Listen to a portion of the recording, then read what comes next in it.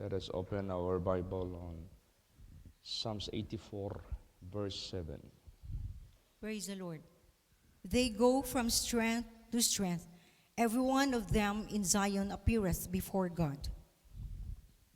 Ayan. So, ang ibig sabihin po nito, as we do not stop, as we do not cease appearing ourselves before God, we will be going from strength to strength. Habang hindi tayo naghihinto, habang hindi tayo nagsasawa na magpakita ng ating sarili sa presensya ng Diyos na ginagawa natin day and night dito po sa kanyang sanctuaryo. We will never faint, but rather we will go from strength to strength. Go, that is the opposite of being cease or stop. So, hindi tayo mahinto. No? As long as the Lord is giving us the life that we live, hindi tayo mahihinto. Kaya napaka-importante itong ating pagpapahayag ng ating sarili in the presence of God. Of course, tayo na nagpapahayag o pumupunta kahit naman sa kanyang presensya dito sa kanyang sanctuaryo, dala-dala natin yung beauty of holiness. Ibig sabihin niyan, matapos ang ating samba, matapos ang ating pagpakinig ng kanyang banal na salita, we will proceed to our daily routine or normal way of living. Ang iba magtatrabaho, ang iba mag-aaral, ang iba manatili sa bahay, ang iba merong mga purposes sa kanilang pagpunta sa ibang lugar. We keep the beauty of holiness. Kailangan talaga natin ingatan itong kagandahan ng kaluwalhatian o kabanalan ng ating Panginoong Diyos. Then after that, punta na naman tayo sa simbahan, magpahayag naman tayo sa ating buhay sa presensya ng Diyos. So, we will never faint. Hindi tayo manghihina because it is the Lord that will sustain us. Ito yung gagawin natin. Kaya nga nung natapos na ang buhay ni Pastor Bibot Salbalosa, it is time for him to rest. It is time for him to stop from laboring. But blessed are those who died in the Lord because they rest from their labor. Diyan lang mahihinto. Pero habang binibigyan tayo ng ating buhay na Diyos ng hininga, kalakasan, we will never stop going to the church, hearing the word of God. Kaya nga sabi nga ni David, one thing have I desired and will I seek after, that I may dwell in the house of the Lord all the days of my life, to behold the beauty of the Lord and to inquire in his temple. Surely goodness and mercy shall follow me all the days of my life, and I shall dwell in the house of the Lord forever. So ibig sabihin yan, itong ating pagpapakita sa ating buhay, sa ating sarili, in the presence of God, this will be forever. Why? Because after we are done here on earth, we have far more better life. Meron pa tayo mas higit pa, mas maigi pang buhay na hindi na tayo mahihiwalay magpakailan pa man in the presence of God. Kaya tayo na nandito pa sa lupa na naghihintay kailan tayo kukunin ng ating Panginoong Diyos, either by death or by life. We will never faint. Basahin natin. Isaiah 40, verse 31. Praise the Lord. But they that wait upon the Lord shall renew their strength. They shall mount up with wings as eagles. They shall run and not be weary. They shall walk and not faint. Yes.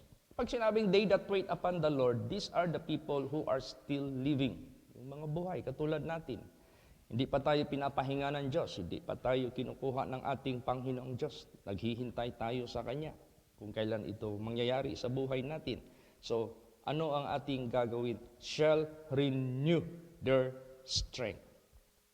Ibig sabihin yan, do not let your strength be exhausted fully, absolutely. Huwag mong hayaan yung lakas mo na ma-drain. Before nga ma-drain ka, kaya yung cellphone, iwasan natin mag-drain ang battery dahil there is a possibility that will shut down. Pwedeng ma-shut down yan. Pwedeng di na yan ma-revive. Kaya sa buhay natin, renew and renew, renew and renew our strength. By how? By prayer, by meditation, by hearing the Word of God, by the fear of the Lord. Yung bang connection natin sa ating Panginoong Diyos, we always make it good. No? We resist all temptations. We overcome all trials. We maintain our good works in the presence of God. Yan ang gusto ng ating Panginoong Diyos. Bakit? Kasi sa ating pag-maintain, sa ating pagpanatili dyan sa Kanya, lagi, mamumunga tayo. What is the danger if we do not bear fruit? Anong ating kakatakutan kung hindi tayo bubunga dahil huminto tayo, dahil humiwalay tayo sa Panginoon? Ibig sabihin yan, you put too much confidence or trust dyan sa sarili mo. So anong mangyayari ngayon? Hindi ka bubunga because without Him, you can do nothing. So anong mangyayari? Basahin natin. John 15, verse 2. Praise the Lord. Every branch in me that beareth not fruit, He taketh away. And every branch that beareth fruit, He purgeth it, that it may bring forth more fruit. Yan. Tingnan mo. Sino mang sanga na hindi namumunga, ito ay inaalis o pinuputol. At ang bawat sanga na namumunga, lilinisin pa at lalo pa itong bubunga. So, ibig sabihin yan, we are bound to increase more in fruits habang tayo ay nag-abide sa Kanya. Tingnan mo yung bawat kongregasyon natin. Ano ang nakikita natin sa bawat kongregasyon natin? It never remained the same, but it increased. Tingnan mo yung Taganaga congregation. Since na-assign dyan si Pastor Dudong Buagas together with his wife, nadatnan nila yan, kunting-kunti lang ang membro na lang. Parang ilang pamilya na lang, 2, 3. Habang ang panahon o ang araw, ang buwan ay tumatakbo, add ang mga children of God, yung mga nanghihina na revive. Lalot na yung mga pinakamatigas na puso na revive. Who is that? Sino yan? Brother Luis Linsag. Matigas yan. Hindi basta-basta yan. Pero ngayon nagsisimba na. At hindi lang nagsisimba, but he donated glass sa simbahan. Yung bintana, donate talaga siya. Meron siyang love for the work of the Lord dahil na-revive siya.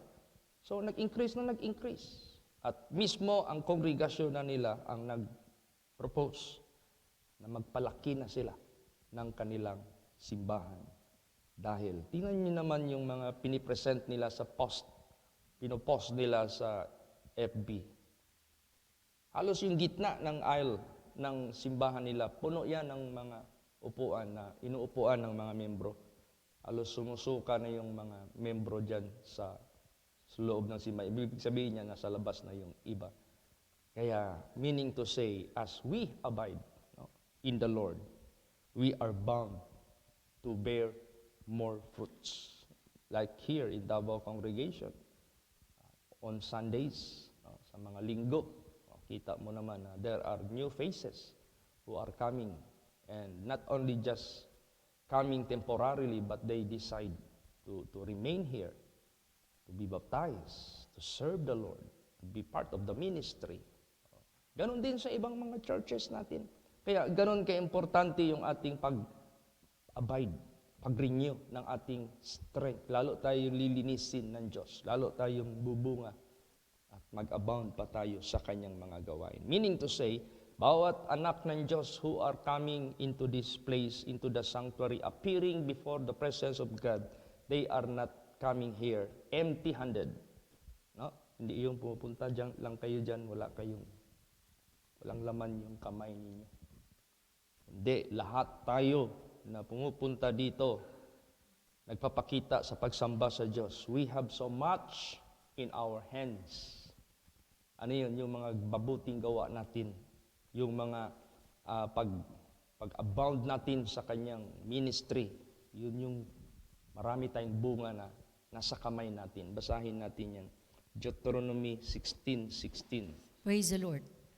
3 times in a year shall all thy males appear before the Lord thy God in the place which he shall choose, in the feast of unleavened bread, and in the feast of the weeks, and in the feast of tabernacles, and they shall not appear before the Lord empty. Yes. Hindi sila magpunta doon empty-handed. They have so much in their hands, bringing fruits to be offered unto the Lord. So, ganun din sa buhay po natin. Pasalamat tayo sa ating Panginoong Diyos. God made us able ministers. Makaka-minister tayo para sa gawain ng ating Panginoong Diyos. Kaya, pasalamat talaga tayo. Siya lahat ang gumagawa nito. Kaya, isang maintenance na ating strength, yung prayer. Yung pagiging prayerful natin.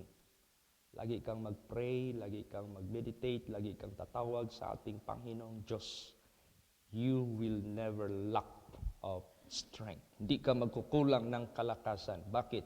You are always being charged. Kung baga pa sa cellphone, pag kailangan ng i-charge, mag-notify.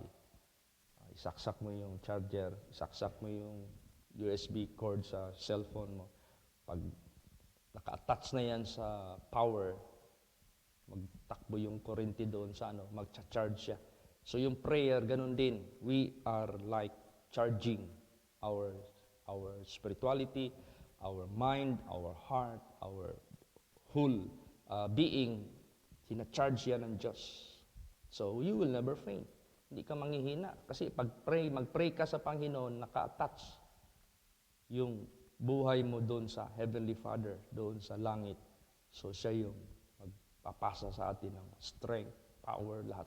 Basahin natin yan. Psalms 138 verse 3. Praise the Lord. In the day when I cried, thou answerest me, and strengthenest me with strength in my soul. Yes. Pag lagi kang umiiyak through prayer, i-strengthen ka niya with strength in your soul, in the inner man. Not only in the inner man, but also in our outward man. Itong physical body, this is outward man. Kaya kahapon, yung burial service doon sa Panabo, sinabihan ko sila, pamilya, huwag kayo masyadong malungkot na to the max, na yung kalungkutan ninyo maghatid sa inyo hanggang ilibing na rin kayo, hanggang mamamatay na kayo.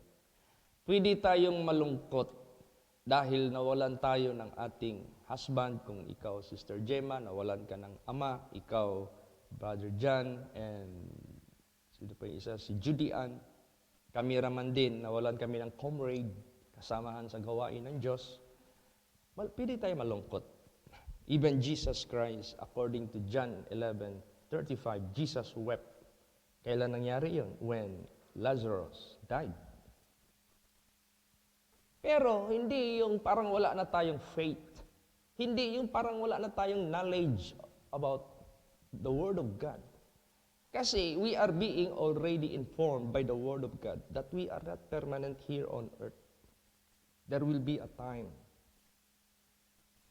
we will rest from our laboring dito sa sanglibutang ito. There will be a time, kaya nga there is a In every season, there is a time. Time to plant, time to harvest, time to be born, and time to die. So may mga ano yan eh. But not meaning to say, yung kalungkutan natin, dadalhin na natin hanggang sa libingan. Because there is resurrection.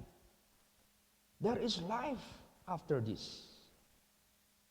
That's why yung paborito pala na bersikulo ni Pastor Bibot, yung nakaprint doon sa kanyang tarpaulin.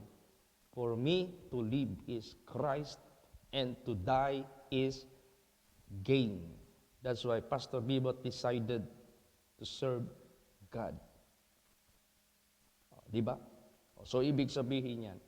Tingnan mo yung mga testimonies doon na yung chronological na way. Pag sinabing chronological, you are telling a story of someone chronologically. Ibig sabihin niya, yung naka-arrange ba? Yung si tatay na nag-testimony, since nag-met sila, they went to many places, they minister, yung mga ganun ba? Until last niya nagkita, last silang nag-usap, hanggang kinuha siya ni Lord. Iyak nang iyak yung matanda. Bakit? Ang laking contribution sa paggamit ni Lord Jesus kay Pastor Bibot sa kanyang transformation, sa kanyang kaligtasan. Hindi lang nag-iisa, pati yung si Brother Taloy. So, ibig sabihin yan, and more, yung kapitbahay na kausap ko doon sa labas, he talked about the life of Pastor Bibot, how he was so kind to them, and how he prayed for them, and his prayer was granted sa kanilang buhay. Testimony sila, hindi natin yun napasalita, but when I went out, sila yung nakausap ko, yung next house, he talked about Pastor Bibot, his life testimony. So, ibig sabihin niyan, yung buhay niya, naging kapaki-pakinabang. Yung plano niya doon sa Siargao na magkaroon doon ng church, meron na siya mga proposals doon eh.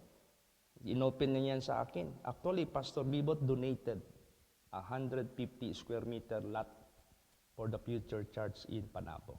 He donated it. And he will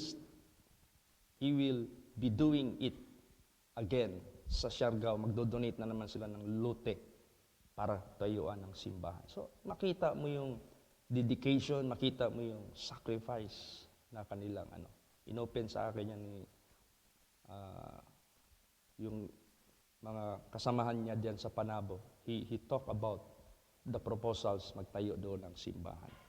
Kaya yan ay magpatuloy na magbunga, yan ay patuloy na lalago doon sa iniwanan ni Pastor Bibot sa kanyang asawa. Praise the Lord. Kaya wag maghinto sa pag-pray. Pray lang ng pray. Kaya nung inilibing na namin si Pastor Bibot, wala nang umiyak, wala nang halos umiyak doon. Bakit? Alam na nila what blessedness Bibot has. No? Yung blessedness na naangkin ni Pastor Bibot, precious in the eyes or in the sight of the Lord is the death of His saint. Yung kamatayan mismo ng kanyang mga lingkod is precious. Pag sinabing precious, hindi tinatapon. Pag sinabing precious, hindi yan tinatakwil. Pag sinabing precious, tinatago yan. Iniingatan yan. Tingnan mo yung mga precious things. Diamond, gold. Dilalagay yan sa vault for keepsaping. Saan niya ikikip yung precious na anak niya na namatay na righteous? Saan ba ang pinaka-safest na paglalagyan nila? Yung kingdom of God.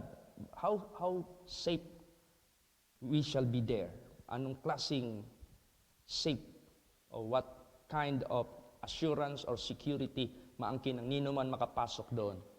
No death, no sorrow, no tears, no pain, no sickness. Wala na.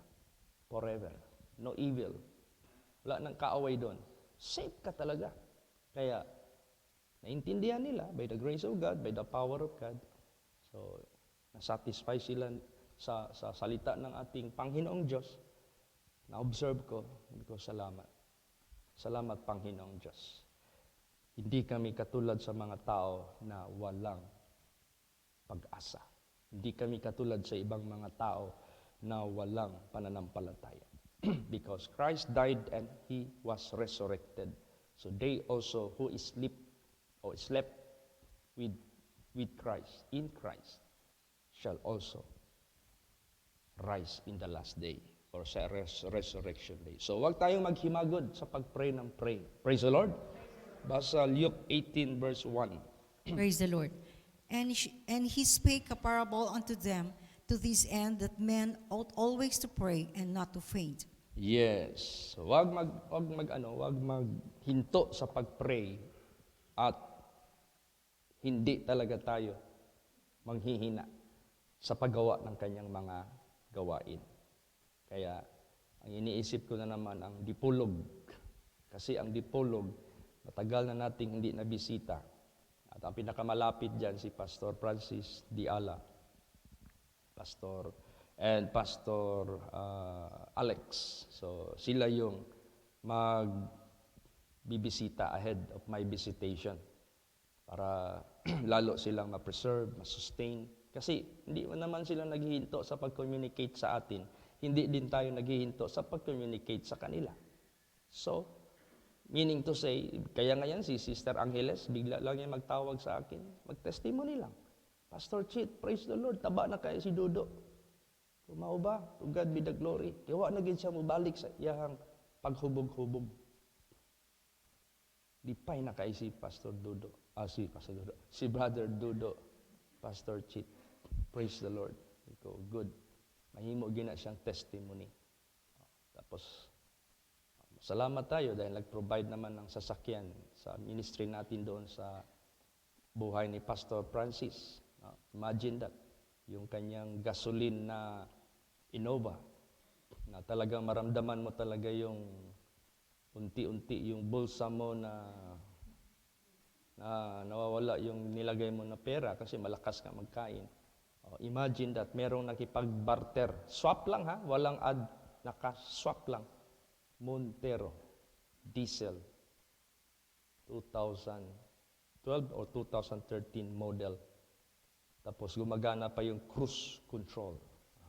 Alam mo yung cruise control? Magtakbo ka ng matuwid na daan, tapos gusto mong i-maintain ang speed sa 80, ano mo lang yan, iset mo lang yan. Cruise control. Iko-control niya yung speed mo, maintain yan. Kahit paakyat, yes, kahit paakyat, magre-revolusyon yan ng sarili para yung 80 na yan, hindi yan magbaba sa 70, hindi din yan mag-up ng 100, maintain yan. O yung paa ni Pastor Francis, sabi niya, kahit ipatong mo yan yung dalawang paa mo dyan sa dashboard, walang problema. Kasi sabi niya sa akin, Pastor Chit, minsan pagod na yung mga paa ko, kaya cruise control ako, nakaka-relax yung paa ko. Yung mabuti ka pa, may cruise control yung sasakyan mo, yung sa akin, may cruise control, hindi naman gumagana. Na-discover yan ni Brad Bernard. Alam mo si Brad Bernard, walang sasakyan doon na walang cruise control sa Canada. Meron yan kasi sa sobrang haba ng karsada na nilalakbay nila, gagamitan niya ng cruise control para maka-relax ka nga. Eh nung hiniram niya yan minsan, nung nagbakasyon yan dito, pumunta yan sa Makilala, giset niya yung cruise control, nagtaka siya. Mag-ilaw lang yung dashboard, cruise control. Pag iset mo na, walang indication, walang effect. Sabi ko, ano kaya? Hindi kaya yan naka-package sa model na yan? Or kailangan lang yan i-set sa computer? Hindi ko pa alam. Gusto kong magtanong din. Kasi kung sakaling matuloy tayo sa Luzon, maganda rin may cruise control. Praise the Lord. Lakbay ka ng Manila to Tugigaraw, dadaan ka ng Islex, dadaan ka ng Expressway, kailangan mo yan. Kaya, so, tingnan mo. Pag yan ay magamit sa visitation sa Dipolog, dami yung biyahe doon. Kasi nung pumunta kami doon, yung mga parents ni Sister Richie, yun ang lagi magyaya. Pastor Chit, puntahan natin yung kapatid ko. Pastor Chit, puntahan natin yung kapatid ng papa ko. Biyahe kami ng biyahe. Tapos nandoon si Pastor Ugi, kasama namin, Pastor Chit, puntahan natin yung mga kapatid ng mother o father ba ng aking asawa. Punta na naman, biyahe, puro biyahe. Sabi ng mga anak ng Diyos doon, bakit itong holy place? Pagod na pagod galing sa biyahe, pagkabukas, magdi-devotional pa ng madaling araw. Parang wala silang pagod-pagod. Samantalang yung ating dating pinupuntahan, hindi ko lang i-mention ang pangalan ng simbahan, not to discriminate them. Once a week lang halos sila magkita-kita, magsamba. At kung dalhin daw nila yung pastor mag-visitation, hindi man lang mag-conduct ng service. Samantalang nakita, pansin nila. Bakit? Strength eh. Si Jesus ang nagbibigay sa atin ng strength. Praise the Lord. Oh, kaya ganun. Okay, basa pa. Itong ministry na ito na binigay ni Lord Jesus Christ sa atin, this is the mercy of God that we receive this ministry. Alam nyo ba, it is a big privilege for those who have this ministry from God. Kasi ano ito this is awarding of something that yung bang awarding galing sa langit, galing sa Diyos na i-entrust sa iyo na meron kang gagawin para sa kanyang gawain dito sa lupa. Hindi yan basta-basta, hindi lahat ng tao ang nakakatanggap niyan. Kaya wag tayong manghina as we have this ministry. Basahin yung second to the last verse, 2 Corinthians 4:1. Praise the Lord. Therefore, seeing we have this ministry, as we have received mercy, we faint not. Yes. Therefore, seeing we have this ministry, as we have received mercy, package pala ito. As we have received mercy, at the same time, we have this ministry galing sa Diyos. We faint not. Bakit? God is our strength. Bakit? God will sustain us. Bakit? God will make us able to minister. Kaya, pasalamat talaga tayo sa ating Panginoon Diyos. Mismo ang ating Panginoong Hesukristo na meron siyang ipinahayag sa kanyang mga disipulo. At the same itong pagpapahayag niya sa kanyang mga disciples, the same message din ang natatanggap natin sa buhay ngayon. Basa ang last verse, Revelation 2 verse 3. Praise the Lord. And has borne and has patience, and for my name's sake has labored and has not fainted. Yes. Has borne. Ibig sabihin niya, nagpasan. And has patience. Merong pagpasensya for my name's sake, dahil sa aking pangalan. Has labored. Nagpagal, nagtrabaho, talagang naghirap para sa gawain. And has not fainted. Subalit, hindi sila nanghina. Kaya, ito na ang ating nararanasan sa ating buhay. To God be the glory. Kaya, pasalamat tayo kay Lord Jesus Christ for His sustaining grace, no? Sa kanyang pag-sustain sa ating lahat. Tingnan mo yung kasal ni Sister Jinky. Pumunta doon halos ang mga membro, may mga representative ng Dahican nandoon. Representative ng Madsayap lalo na.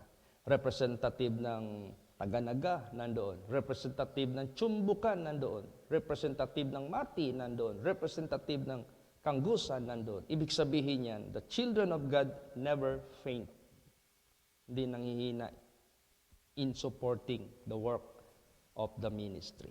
Tsaka yung mga baguhan doon na inimbita ni Sister Tata Mandagio, yung manager ng Toyota, sales manager ng Toyota. Nakausap ko sila. Nag-fellowship kami. Matagal kami nag-fellowship. Sabi nila, Pastor Chit, mabibigat yung sinalita mo kanina. Talagang hindi sa pagmamayabang sa atin, ha? Sabi nila, dami na naming pastor na met. Dami na naming napuntahan ng mga churches. Pero mabigat, iba yung aming naramdaman kanina. Sabi ko, saan doon, sir? Yung sinabi mo na lumayas yung asawa mo dahil nag-away kayo, tapos nag-isip ka na ang sugo ng hari hindi mababali. Pero nung in-apply mo yung love of God, kasi ang message kanina, love of God, yun ang i-apply natin in loving our wife, in loving our husband. It must be the love of God. Tapos sabi mo na, hindi ako pupunta kung sino yung lumayas, siya yung babalik. Tapos sabi ko raw na, paano kung di siya babalik? Then, yung love of God ang nag-reflect sa isip ko. Tayo yung nagkasala. Tayo yung nagkamali. Pero siya na hindi karapat-dapat na magtiis dito sa mundo. Siya yung bumisita. Siya yung pumunta dito. Para ibalik tayo sa buhay na Diyos. Doon daw sila na-touch. Praise the Lord. That's why I went because of the love of God and because of my love also. So nabalik. Since then, that matter never done again. Hindi na nangyari because of the love of God. Praise the Lord. So, merong silang binitawan na they might visit here. Kasi yung isa doon, may nabiling lupa dyan sa Ula. So, sige, mabuti sir, meron kaming connection sa inyo kasi Toyota kayo. Kaso lang mag-order kami at least. Madali na lang mag-facilitate. Praise the Lord! Ewan ko, sino ba yung nanaginip? Sino yan? Ito si Brad RJ. Pastor, nag-adamgo man ko. Di papili daw tao unsang sakyanan. Katumang grandiya nga brand new nga Toyota ang niabot. Mao daw tong ibiyahe nato sa Luzon, Visayas, and Mindanao. Di ko mao ba? Timing. May mga manager tayong met sa Toyota. Doon pa na-assign sa yung main talaga nila, yung lanang na yan. Praise the Lord. Ang Diyos lang ang makaka-materialize niyan. This is for the work of the ministry. Praise the Lord. Okay. So, salamat tayo. Itong lahat ay i-commit natin kay Lord Jesus. Doon ko pa rin first time na met yung Vice Mayor.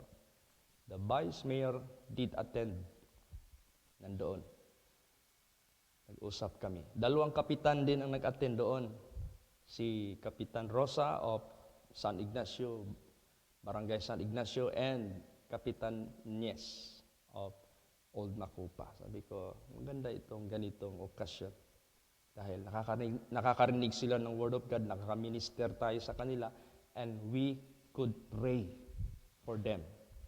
Kaya, let's pray.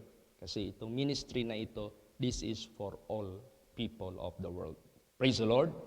Magsitayo po ang lahat. And may I ask Pastor Francis Diala will lead the closing prayer.